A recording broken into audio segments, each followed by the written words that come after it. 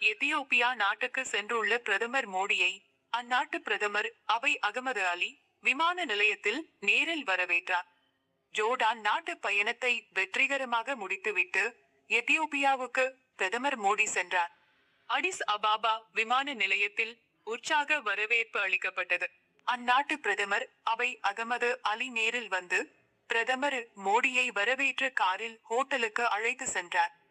இது தொடர்பாக பிரதமர் மோடி சமூக வலைதளத்தில் வெளியிட்டுள்ள பதிவில், சற்று முன்பு அடிஸ் அபாபாவில் தரையிறங்கினேன். விமான நிலையத்தில் என்னை வரவேற்ற பிரதமர் அபி அகமது அலியின் மரியாதைக்குரிய செயலால் நான் கௌரவிக்கப்பட்டேன்.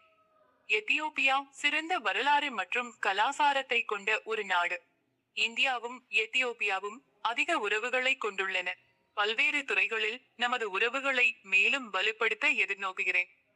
அடிஸ் அபாபா விமான நிலையத்தில் என்னை வரவேற்ற பிறகு பிரதமர் டாக்டர் அபி அகமது அலி என்னை நகரத்தில் உள்ள அறிவியல் அருங்காட்சியகத்திற்கு அழைத்து சென்றார்.